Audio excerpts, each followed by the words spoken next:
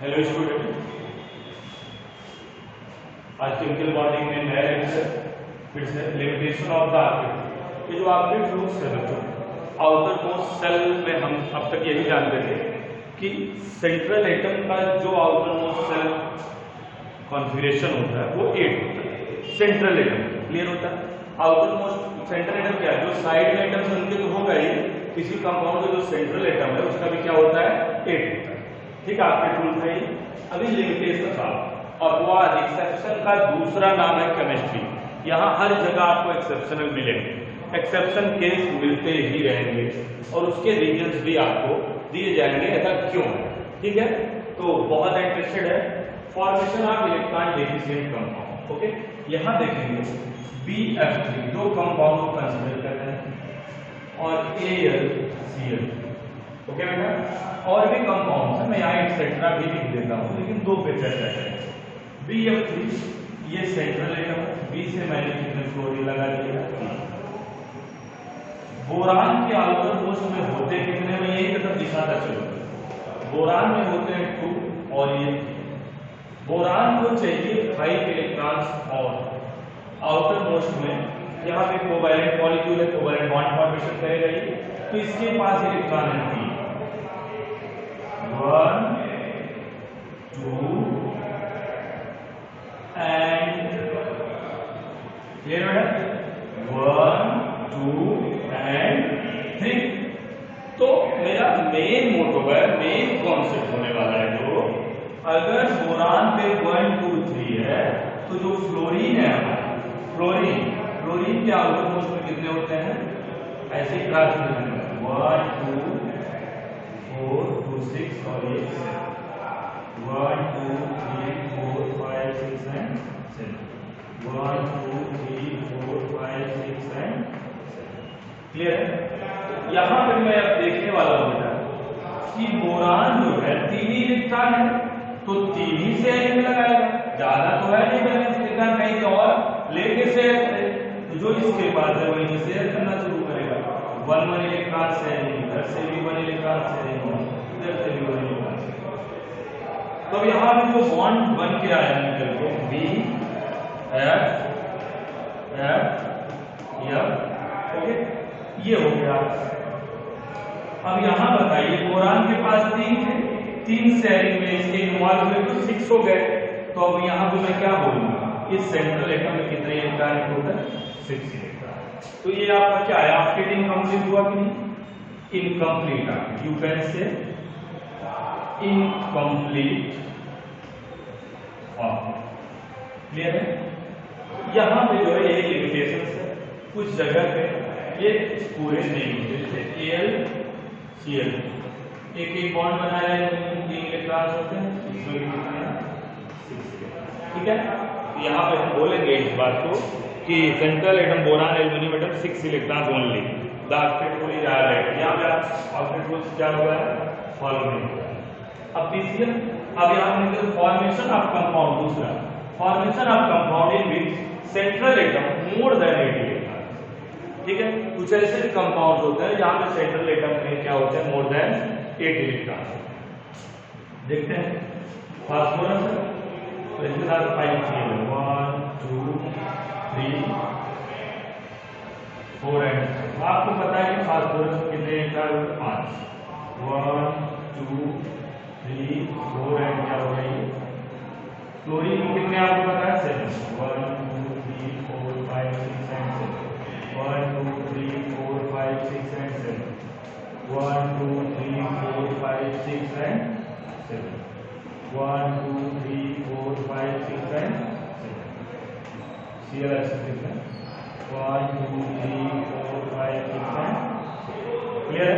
Check करते हैं, 5 already है, 5 शेयरिंग इन स्टोरी में 7 है, एक इलेक्ट्रॉन अगर इनको शेयरिंग से मिल रहा है, इनके 8 कंप्लीट हो जाएंगे।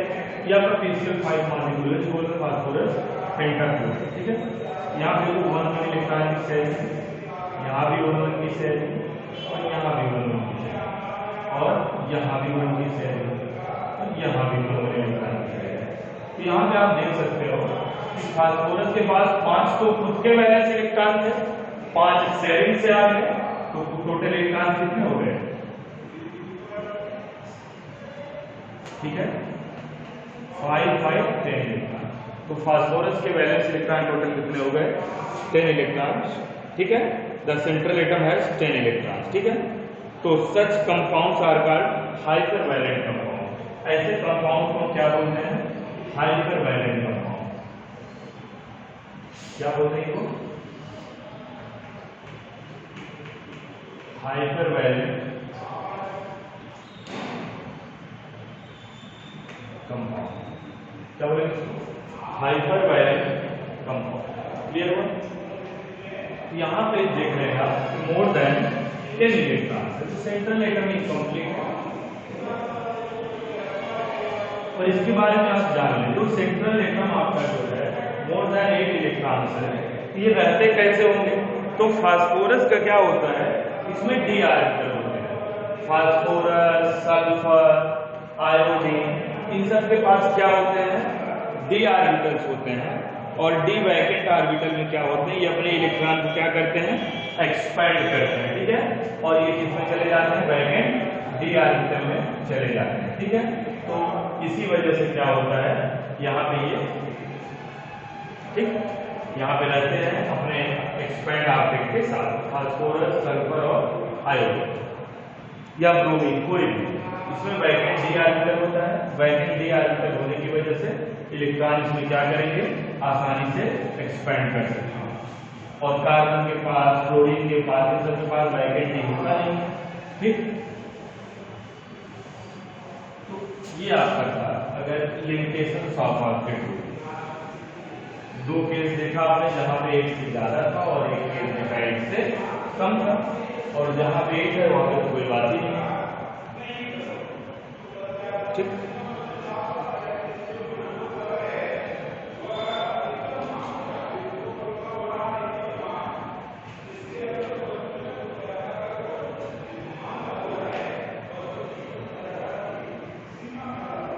अब हम लोग यहाँ पे एक टॉपिक देखने जा रहे हैं, फॉर्मल चार्ज।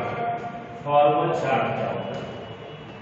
फॉर्मल चार्ज, ठीक है। इसकी डेफिनेशन लिखते हैं। Formal charge is the difference between the number of valence electron. Formal charge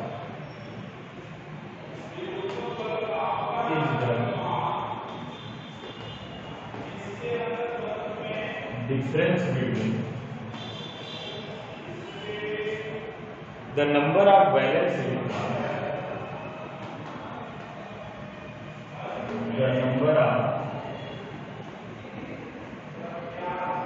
valence electrons, the number of valence electrons of that atom in free state,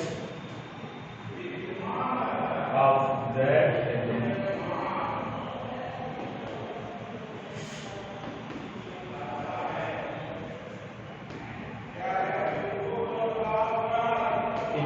state and the number of electrons and the number of electrons and the number of electrons assigned to that atom, assigned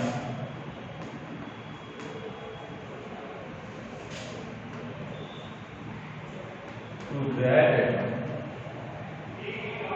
assigned to that atom in the Lewis, in the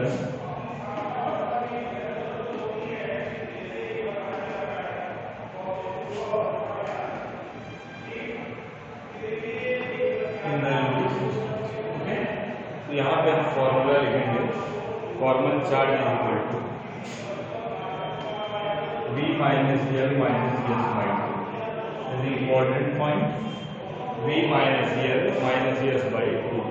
So formal charge is the difference in number of valence of that atom in free state and the number of electrons assigned to that atom in the Lewis structure. Okay? So Lewis structure, number of electrons assigned to that atom in the Lewis structure, और यहाँ पे formal charge is the difference between the number of valence electrons of the atom in free state. ठीक है, यहाँ पे आगे देखते हैं वेयर V इक्वल टू क्या है, यहाँ V इक्वल टू जो है आपका देख लेते हैं यहाँ पे total number of valence electron on free atom, V valence electron in free atom, और आपका जो L है total number of electrons as lone pairs, total number of electron as lone pair, S is equal to क्या है आपका, S total number of shared electron,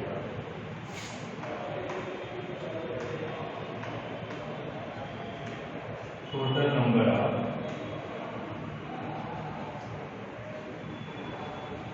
shared, total number of shared. Clear, आगे बढ़ते हैं।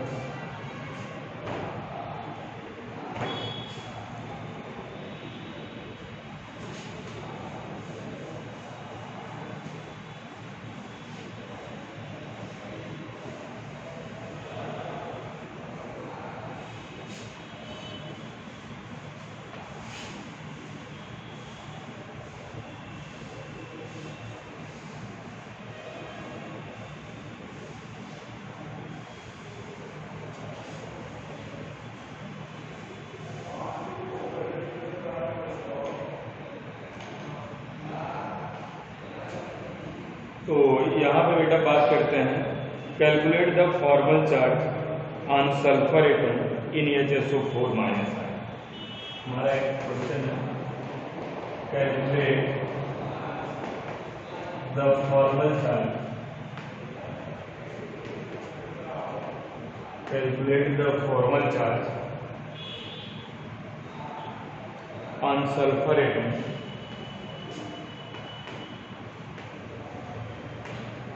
इन HSO4 minus. बेटा HSO4 minus में हम यहाँ पे फॉर्मल चार्ज सल्फर एटम पर कैलकुलेट करना है, तो कुछ नहीं करना है, बहुत आसान है। यस से O O O, यस हो गया, यहाँ पे माइनस हो गया।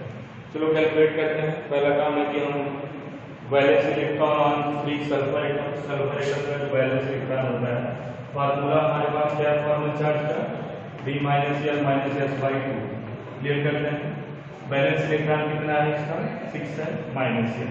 लोन पेयर ऑफ इलेक्ट्रॉन्स मुझे देखने हैं, loan pair of electrons sulphur atom dark structure कितना हो रहा है, 0।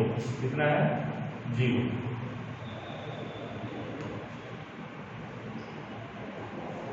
कितना है, 0 माइनस यस की वैल्यू जो है आपके पास कितनी है यहाँ पे, number of shared electron, shared electron जो है यहाँ पे देख लेते हैं कितने हैं, 2 4 6, और यहाँ पर भी कितने शेयर्ड सल्फर के मुझे देखने हैं 2 2 4 2 6 2 8, शेयर्ड हो गया 8/2, 2 4 जाए तो बेटा 6 माइनस 4 इक्वल टू क्या है, जो फॉर्मल चार्ज आया वो कितना आया, इजीली आप किसी का भी ऐसे निकाल सकते हो। आगे देखते हैं, calculate the formal charge on carbon and oxygen atom in CO3 2 minus ions. Calculate the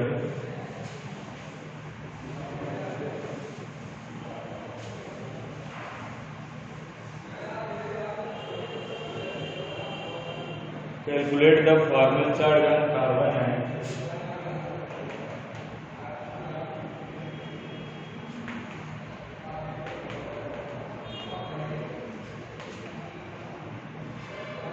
calculate the formal charge on carbon and oxygen atom, carbon and oxygen atom in CO3 2 minus। Clear. तो पहला काम है कि हम Lewis dot structure बनाएंगे CO3 2 minus का। कैसे बनेगा, माइनस इधर लगा, एक माइनस इधर लगा, बना लेते हैं स्ट्रक्चर इसका। ठीक है,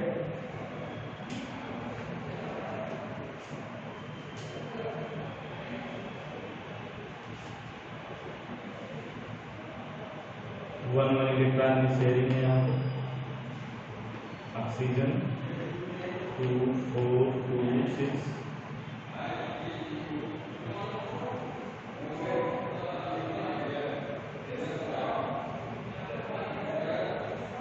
और यहाँ माइनस चार्ज लगा हुआ है।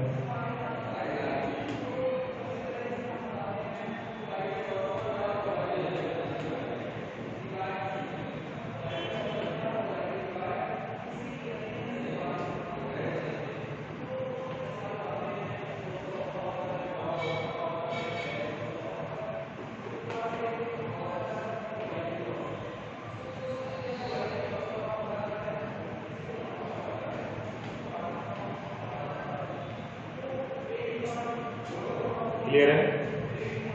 तो यहाँ पे देखें बेटा, valence electron free carbon, valence electron पहले देखें, वैलेंस इलेक्ट्रॉन फ्री कार्बन, जो कार्बन एटम फ्री है उसका वैलेंस इलेक्ट्रॉन 4। कैसे पता चला वैलेंस इलेक्ट्रॉन 4 है? 1 2 3 4, कार्बन पे 2 और 4 होता है और फ्री है तो उसका वैलेंस इलेक्ट्रॉन कितना हो गया? 4। तो मुझे लोन पेयर ढूंढना है कार्बन के ऊपर। ठीक है, तो मेरा काम है यहाँ पे lone pair of electron carbon atom in dot structure equal to 0। कोई लोन पेयर नहीं है यहाँ पे, lone pair of carbon atom 0। अब यहाँ पे आपको मिलता है कि number of shared electron equal to 8, shared electron 2 4 2 6 2 8, number of shared electron equal to 8। तो यहाँ पे हम फॉर्मूला लगाएंगे, इसका फॉर्मूला चार्ज लगाते हैं, क्या हो जाएगा? V minus L minus S by 2, balance electron 3 atom का 4 है, लोन पेयर 0 है, 8 बाई 2 हो जाएगा 4 माइनस 4 इक्वल टू क्या हो जाएगा? फॉर्मल चार्ज कितना आ गया बेटा? 0 आ गया। Number of shared electron equal to 8, यहाँ 0 आ गया। अब formal charge on double bonded oxygen, formal charge on double bonded oxygen atom, carbon का हो गया। मुझे यहाँ पे डबल बॉन्डेड ऑक्सीजन एटम का formal charge, formal charge on double bonded oxygen. तो निकालते हैं, तो कैसे निकालेंगे? ऑक्सीजन का जो होता है वैलेंस इलेक्ट्रॉन फ्री स्टेट में कितना होता है? Formal charge on double bonded carbon oxygen atom. देखो यहाँ पे, तो यहाँ पे ऑक्सीजन के लिए देखें तो ये 6 होगा, माइनस लोन पेयर कितने हैं? 4 इलेक्ट्रॉन है, मीन्स टोटल इलेक्ट्रॉन जो है 4 है लोन पेयर है, minus S by 2।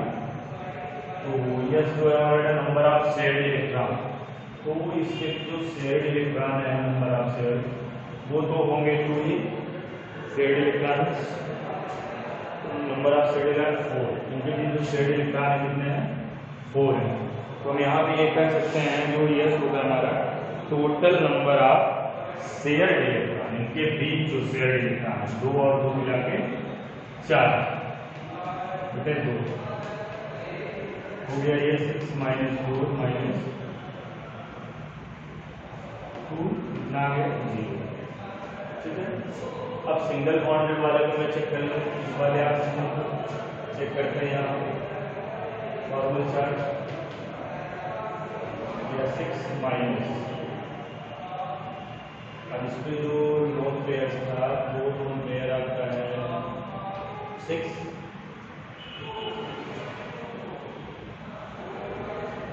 Minus shared pair electron कितना चेक कर लेते हैं।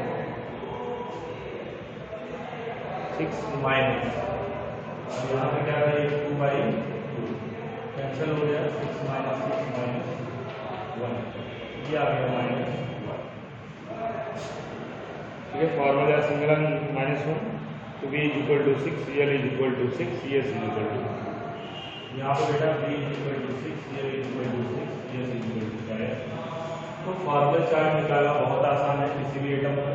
बस आपको ध्यान देना है कि लुईस डार्ट स्ट्रक्चर आपको बनाने आना चाहिए और बैलेंस इलेक्ट्रॉन फ्री कार्बन जिसका क्या फॉर्मल चार्ज निकाले उसका बैलेंस इलेक्ट्रॉन लिखेंगे फ्री पोजीशन में, ठीक है।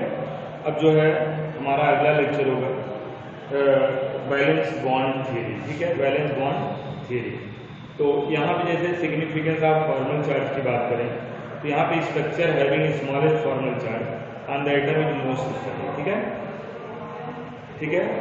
जिस स्ट्रक्चर का जो है फॉर्मल चार्ज स्मॉलेस्ट होता है उसका वहाँ पे स्टेबिलिटी ज़्यादा होती है, ठीक है। We can select the most stable structure. तो अब हमारा टॉपिक इसके बाद होगा बैलेंस बॉन्ड थ्योरी। क्या होगा? बैलेंस बॉन्ड थ्योरी, जो हम नेक्स्ट लेक्चर में देखेंगे। Valence bond theory, valence bond theory, ये भी आपका बैलेंस बॉन्ड के इलेक्ट्रॉन पर पूरी स्टेबलिटी है, बहुत इंपॉर्टेंट थ्योरी एग्जाम में पूछी जाती है। BBT valence bond theory. Chemical bond one is the most important chapter in your chemistry, ठीक है। तो धन्यवाद बच्चों, अगले लेक्चर में हम बात करेंगे।